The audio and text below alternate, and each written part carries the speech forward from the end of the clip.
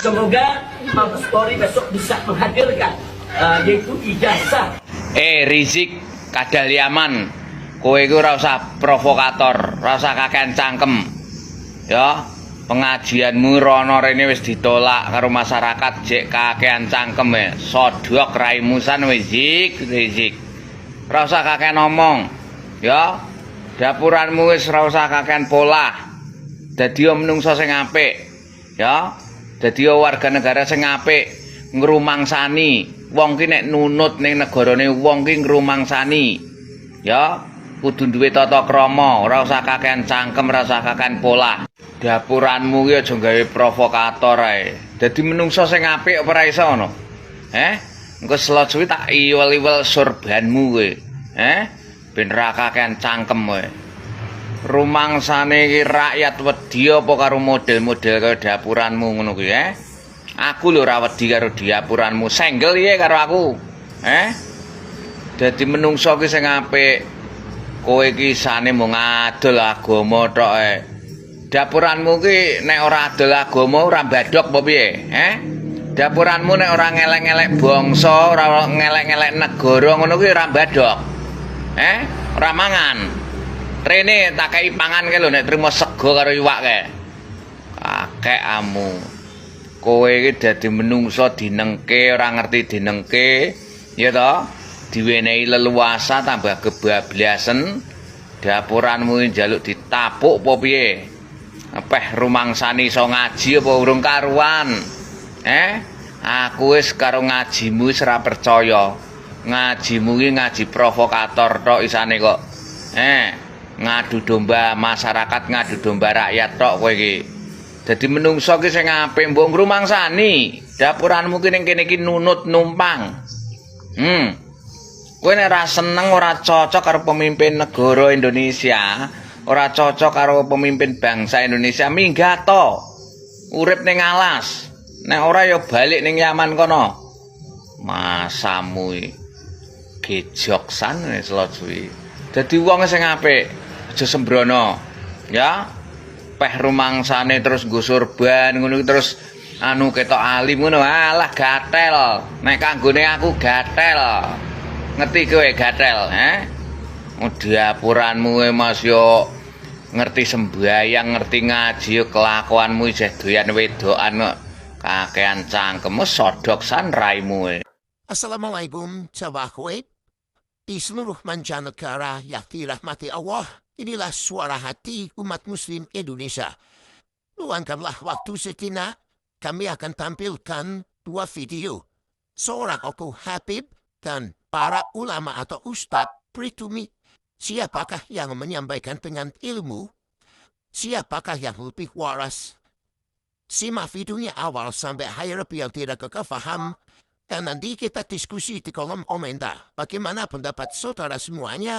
Siapakah yang lebih cerdas? Siapakah yang lebih waras menurut saudara-saudara semuanya? Untuk lebih jelasnya, mari kita simak video selengkapnya. Dengan guru-guru yang dahulu kan ya, ketika engkau pulang dari Hadramut semestinya bukan cium tangan cium kaki. Ketika engkau pulang dari Hadramut semestinya bukan cium tangan cium kaki. Lah dengerin Kibin, cium kaki Habib kalau mau pulang dari Hadramut. Kibin. Jadi Habib itu lebih mulia daripada Nabi. Sekarang sudah terbukti jelas tujuan Habib mendiskreditkan Mekah dan membangga-banggakan Tarim. Sekarang sudah ada yang namanya umroh plus Tarim, tapi tulisan plus diperkecil sedemikian rupa. Hingga yang terpampang jelas adalah umroh Tarim. Ayo buat teman-teman yang belum daftar untuk umroh plus Tarim bersama kita, insya Allah tanggal 8 November kita akan berangkat. Insya Allah dalam waktu 17 hari. Umrohnya ke Tarim.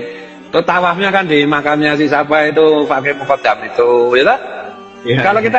Kalau kita umrah itu kan ke Mekah, ya tak?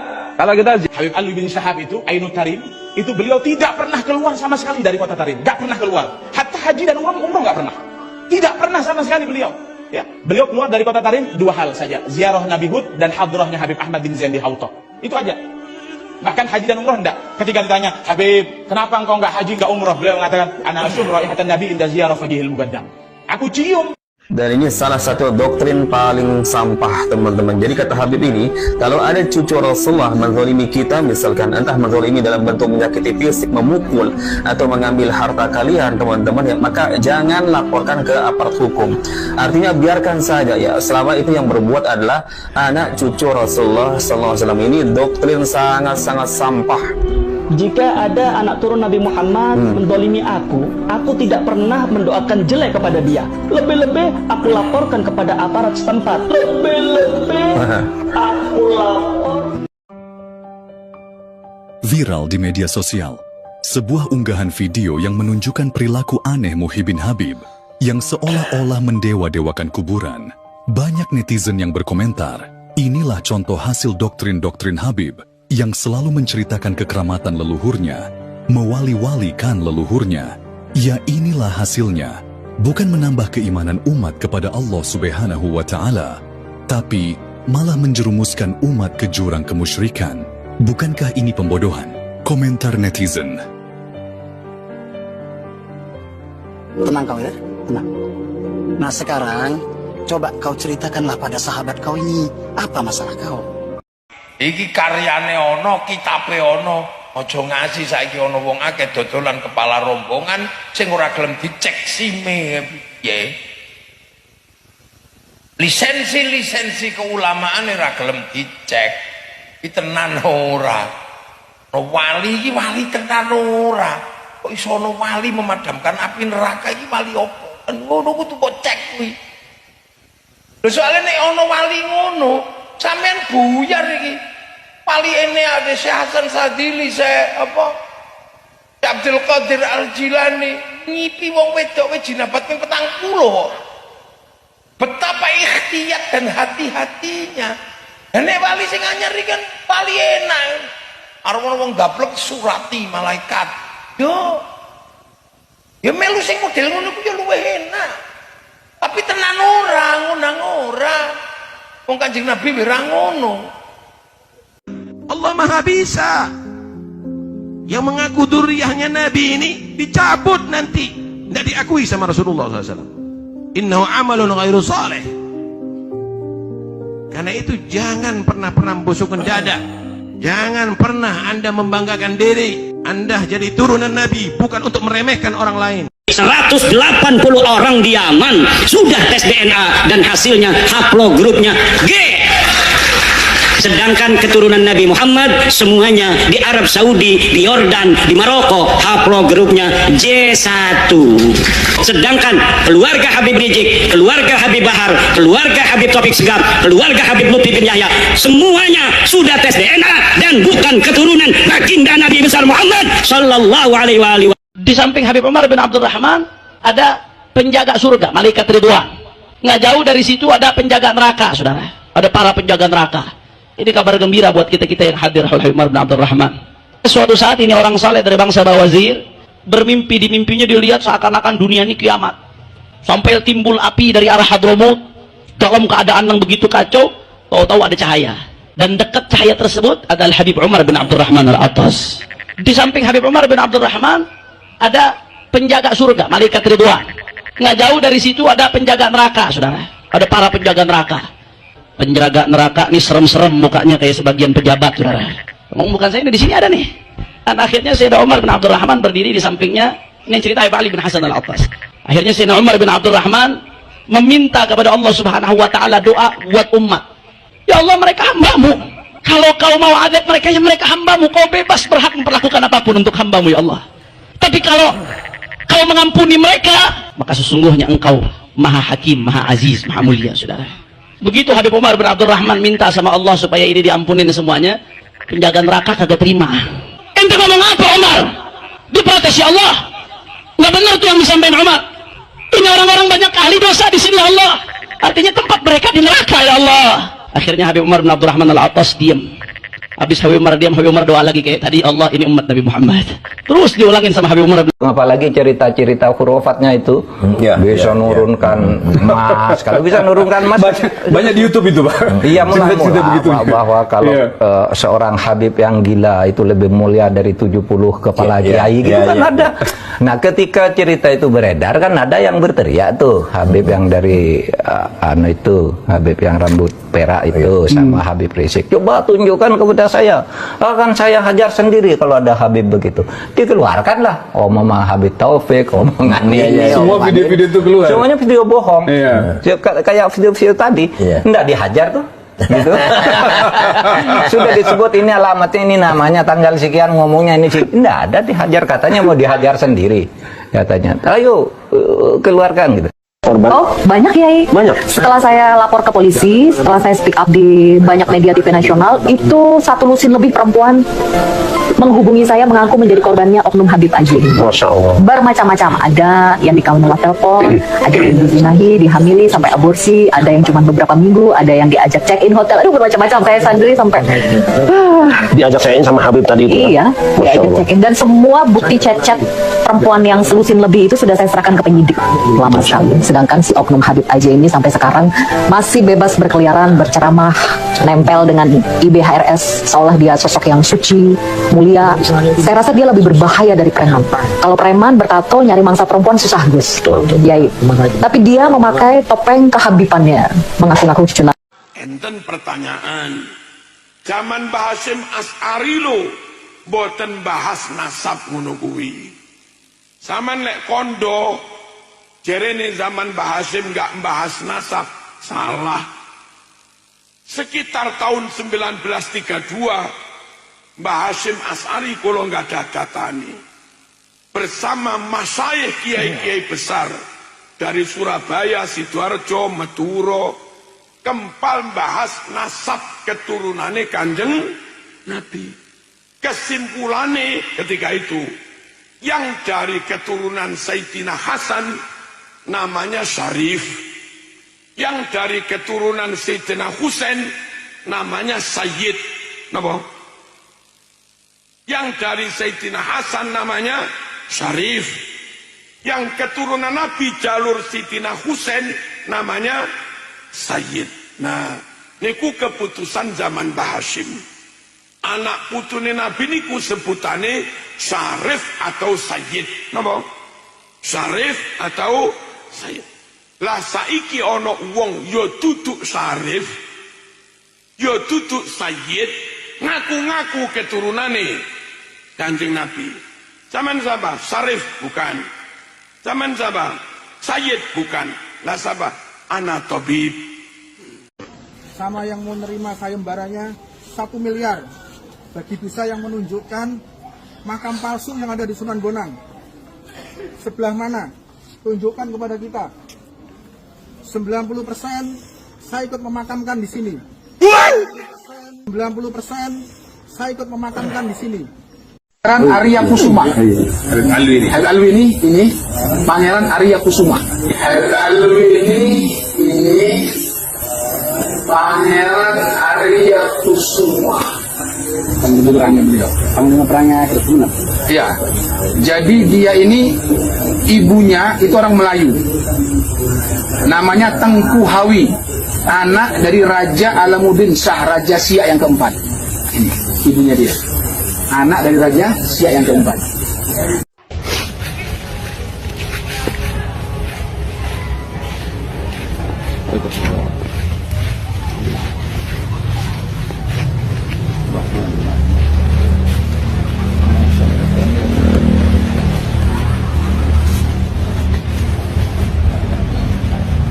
Saya pun ikut ngubur. Makam-makam di sini saya yang ngubur. Husain Baagil dengan mengaku bahwa dia ikut ngubur makam-makam di situ, itu sudah membuktikan bahwa kreator sutradara munculnya nisan-nisan palsu itu adalah Husain Baagil. Sekarang kita lihat analisa saja, akal sehat saja, kita berpikir sehat saja. Dari semua makam yang ada di areal Sunan Bonang, dari ring 1 itu paling tidak umurnya itu ratusan tahun. Lah, Husain itu umurnya berapa tahun? Bocah kemarin sore kok mengaku-ngaku menguburkan, memakamkan di situ. Nah itu kan mustahil.